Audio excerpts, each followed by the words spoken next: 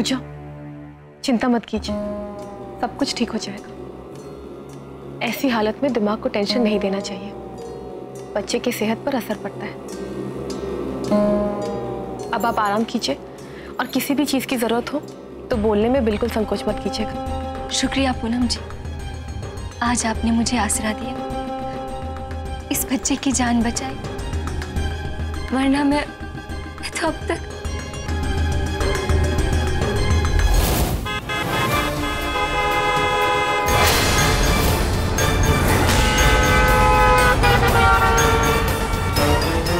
पूजा, ये आप क्या कर रही थी? अपनी जान देने जा रही थी? तो ये पागल सोच रही है कि मैं मरने जा रही थी।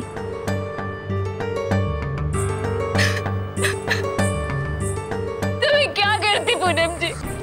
क्यों बचाया आपने मुझे? मर जाने दिया मुझे। पर क्यों? ये सब पागलपन किस लिए? जय की बीवी ने मुझे कहीं मुंह दिखाने के लायक नहीं छोड़ा। पूरे मोहल्ले के सामने उसने मेरा बहुत तमाशा किया।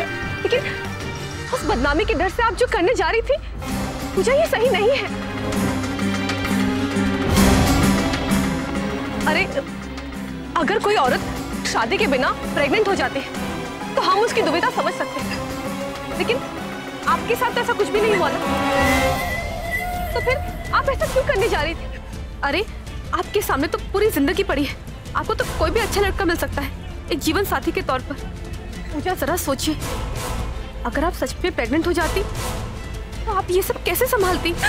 पूनम जी, उससे भी वही गलती हो गई। मेरे पेट में जय का बच्चा पल रहा है। क्या आप माँ बनने वाली हैं? हाँ, और मैं क्या जवाब दूंगी कि मेरे पेट में किसका बच्चा है? इसीलिए अपने बच्चे के साथ ये जिंदगी खत्म कर देना चाहती हूँ। मेरे पास इसके सिवा कोई रास्ता नहीं है पूनम जी। रास्ता है पूजा, आप हमारे साथ हमारे घर आ रही हैं।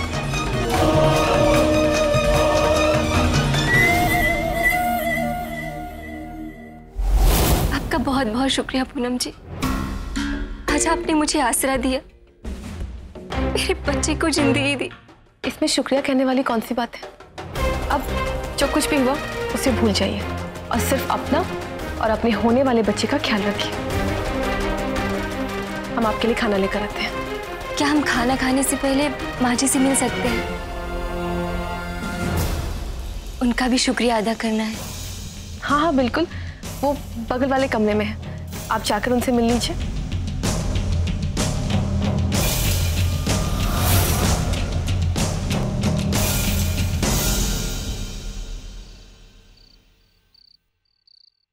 पूनम। जी भैया। थैंक यू पूनम, तुमने आज मेरे लिए जो किया उसे मैं कभी भूल नहीं सकता। मेरी खुशियां मुझे देकर तुमने मुझ पे बहुत बड़ा एहसान किया। मैंने तुम्हें समझने में बहुत बड़ी गलती की, हो सके तो मुझे माफ कर दे। प्लीज भैया, ऐसे माफी मांगकर हमें शर्मिंदा मत कीजिए।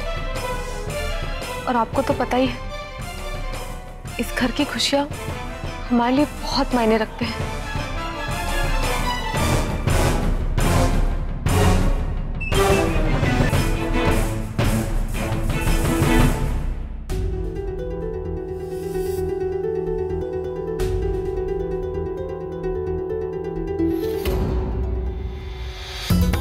ये सब क्या है पूनम जी? मुझे ये समझ में नहीं आ रहा कि आप करना क्या चाहती हैं। एक तरफ आप कहती हैं कि जय भैया को वो लड़की फंसा रही है अपने जाल में, और दूसरी तरफ जब आपको ये पता चलता है कि वो पेट से है तो आप उसे घर ले आती है। मुझे समझ में नहीं आ रहा आप किस तरह की मदद कर रही है कन्नू भाभी की।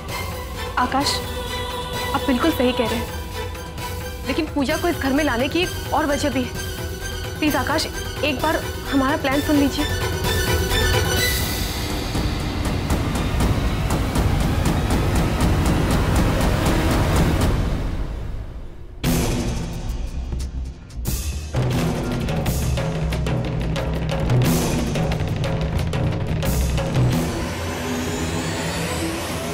ये तरीका, इस तरीके से मिटाएंगे आप जय भैया और कन्नू भाभी की दूरियां?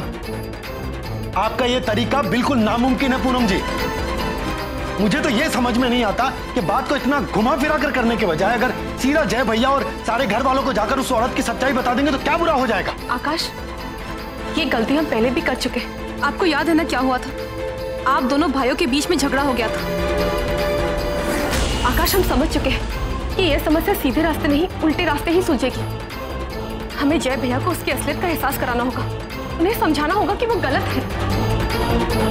इस तरह एहसास कराएंगे आप जय भैया को? मुझे नहीं लगता पूनम जी कि इससे कुछ भी होने वाला है। अरे समस्या को सुलझाने के लिए आप उस पूजा नाम की बला को घर में ले आई। आकाश, समस्या सिर्फ पूजा की नहीं, जय भैया की भी है। जय भैया के सामने पूजा की असलियत लाने के लिए उसका यहाँ रहना जरूरी है। चलिए मान लेते हैं हाल फिलहाल कुछ भी कर हम जय भैया को पूजा से अलग कर देते हैं। ऐसा करने से क्या जय भैया कनुभवी के पास आ जाएंगे? नहीं ना। कुछ समस्याएं ऐसी होती हैं जिसे सुलझाने में थोड़ा वक्त लग जाता है। समस्या को सुलझाने वाला आप जैसा हो ना पूनम जी, तो समय लग ही जाता है और नतीजा भी कुछ नहीं निकलता। आकाश, आप समझ क्यों नहीं रहे? क्योंकि आप बेमतलब की बातें कर रही हैं। बेमतलब की बातें? आप ऐसा क्यों कह रहे हैं? आपको क्या समझ में नहीं आ रहा? मुझे तो अभी आप ही समझ में नहीं आ रही पूनम जी। आकाश, बस ठीक है, आपको हमारी बात नहीं माननी है, हम पर भरोसा नहीं करना है तो मत कीजिए, लेकिन हमें अपने तरीके पर पूरा विश्वास है। हमने ये शुरू किया है तो हम इसे खत्म भी करेंगे और हम इसी रास्ते पर चलेंगे और हमें पूरा विश्वास है कि हम कामयाब भी होंगे। ठीक है, तो करिए आपको जो करना है। इस फैसले में मैं आपके साथ नहीं हूं पूनम जी। मुझसे कोई उम्मीद मत रखिएगा।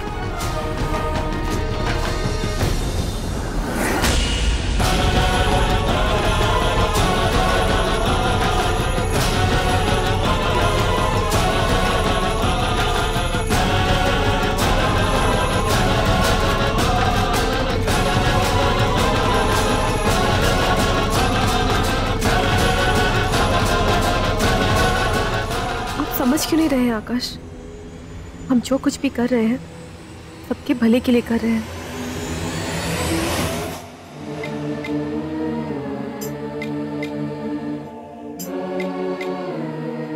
हौसला रख बेटा, सब ठीक हो जाएगा। मेरी जिंदगी के सारे रास्ते बंद हो गए हैं दादी जी। मैं मानती हूँ दादी जी कि मैं अच्छी पत्नी नहीं बन पाई, लेकिन मैंने अपनी शादी में कभी धोखा नहीं दिया। मैंने उनकी साथ नाइंसाफी नहीं की दादी जी।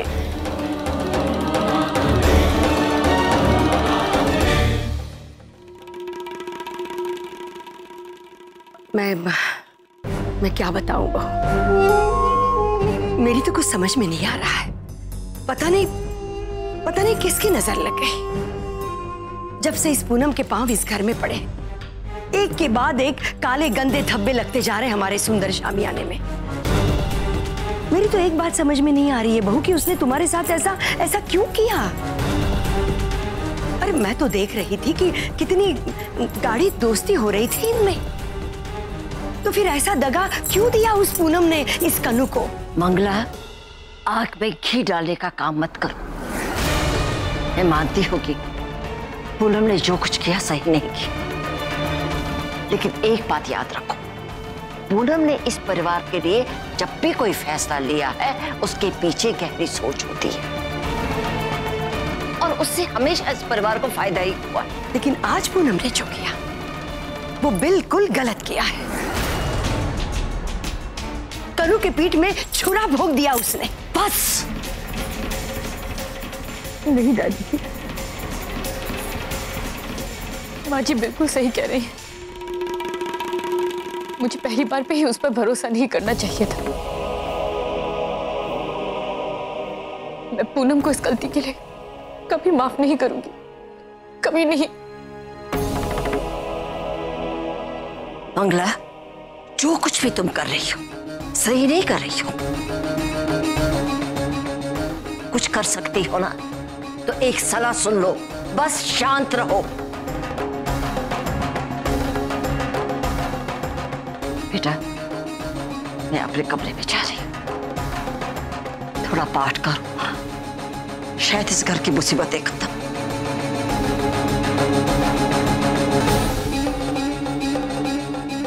माँ जी, मुझे थोड़ी देर के लिए कमरे में अकेला छोड़ दीजिए। ठीक है, जाने से पहले इतना बता दूंगी, गलती से भी उस पूनम पर भरोसा करने की भूल मत कर बैठना। एक नंबर की गद्दार है वो, दोस्ती के नाम पर दुश्मनी निभा रही है वो। लेकिन अब तुम चिंता मत करना। हाँ, देखो अभी भी बात संभल सकती है, मैं हूं ना तुम्हारे साथ।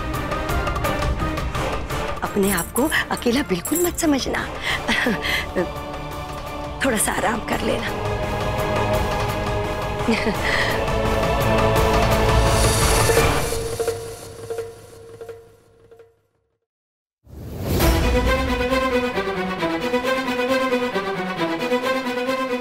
माँ जी, अब तक आपने मेरा कितना साथ दिया है ये मुझे बहुत अच्छे से मालूम है, लेकिन इस बार बात चाबियों की नहीं, मेरे सुहाग की, मेरे पति की है। और इसके लिए मुझे क्या करना है ये मुझे बहुत अच्छे से मालूम है।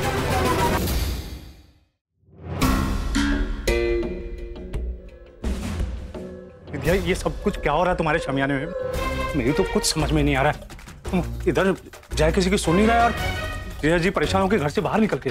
हो सकता है बच्चे को लेकर उनके दिमाग में कुछ चल रहा हो। और वैसे भी आखिर है तो जय का ही बच्चा ना, हमारे खानदान का वारिस। और वैसे भी मुझे लगता है जो भी हुआ है ना, बहुत अच्छा ही हुआ, क्योंकि इतने सालों में कनू तो हमें बच्चों की किलकारियां नहीं सुना पाई। हो सकता है भगवान यही चाहते हो। और इसमें हमारा एक फायदा और भी है। वो क्या दीदिया? आज तुमने पूनम और कन्नू की लड़ाई नहीं देखी?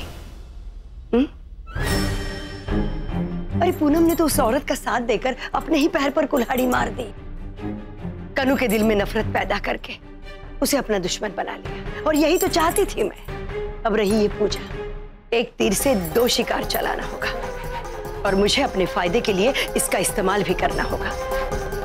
इससे पहले कि वो इस घर में अपनी जगह बनाए, मुझे इसके लिए दूसरा रास्ता भी बनाना होगा।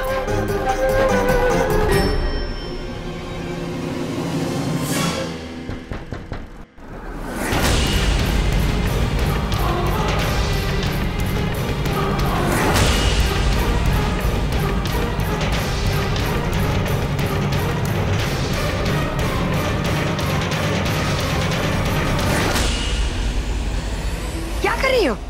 माँ जी प्लीज, जो कुछ भी हुआ उसके लिए मुझे माफ कर दीजिए। मैं इस घर में सिर्फ इस बच्चे की वजह से आई हूँ,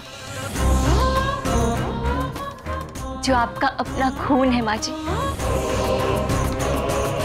मुझे इस घर में बहू का दर्जा मिले चाहे ना मिले, बस मेरे बच्चे को जिंदगी मिल जाए, यही मेरे लिए बहुत है। मेरा क्या है, मैं तो गुमनाम जिंदगी भी जी लूंगी।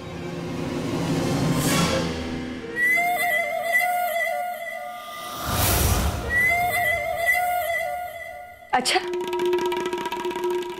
तुम्हें क्या लगता है तुम्हारी इन चिकनी चुपड़ी बातों से मैं पिघल जाऊंगी?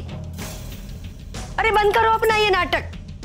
तुम जैसी औरत की फितरत बहुत अच्छी तरह समझती हूं मैं। अपने आप को क्या बहुत शातिर समझती हो तुम? नहीं माँ जी, प्लीज ऐसा मत कहिए। अगर मैं शातिर होती तो यहाँ आके रोने के बजाय पुलिस स्टेशन जाके रिपोर्ट लिखा देती। सोचिए जरा, क्या हश्र होता जाएगा जब पुलिस को पता चलता कि एक शादीशुदा इंसान होके भी उसने एक कंवारी लड़की को मां बना दिया। लेकिन मैंने ऐसा तो नहीं किया ना माँ जी। अगर मैं सचमुच शातिर होती तो आज जो मेरी हालत हुई है, इसके लिए मैं मानहानि का दावा करके जय के साथ साथ पूरे परिवार को जेल के सलाखों के पीछे करवा देती।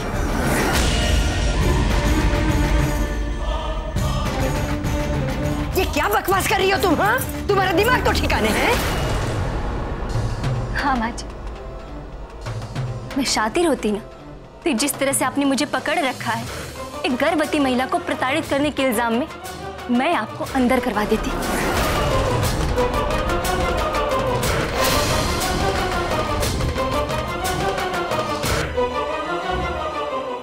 अगर मैं हकीकत में शातिर होती ना माँ जी, तो आपके बेटे जय की जिंदगी जहन्नुम बना के रख देती। इसे कहीं मुंह दिखाने के लायक नहीं छोड़ती।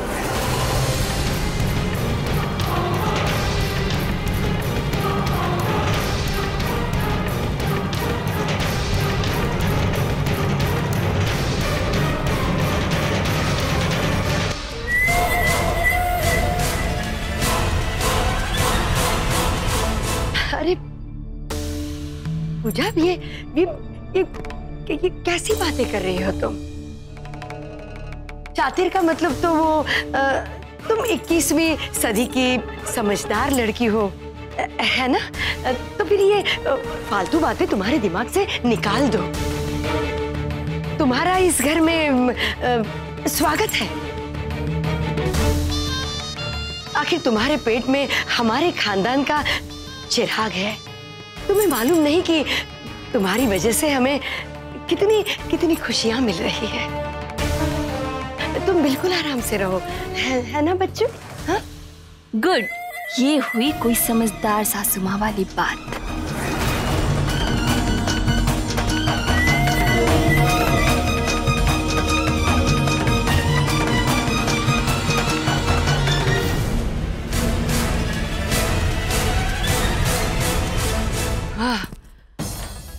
बाप रे बाप, और ये तो सवा से निकली।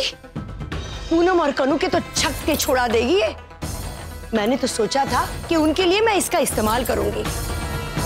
अरे लेकिन इस्तेमाल करना तो दूर, अरे उनके साथ मैं जैसा बर्ताव करती हूँ ना, इसके साथ तो मैं वैसे बात भी नहीं कर सकती। इसे हम हल्के में नहीं ले सकते बच्चों।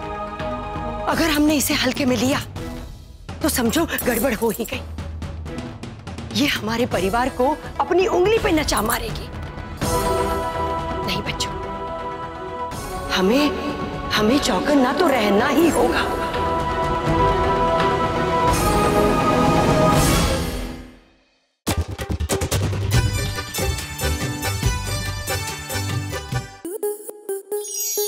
आपके मनोरंजन पर अब नहीं लगेगा कोई ब्रेक। स्टार प्लस के बेहतरीन शोज देखने के लिए लाइक, शेयर और सब्सक्राइब करें स्टार प्लस यूट्यूब पेज को।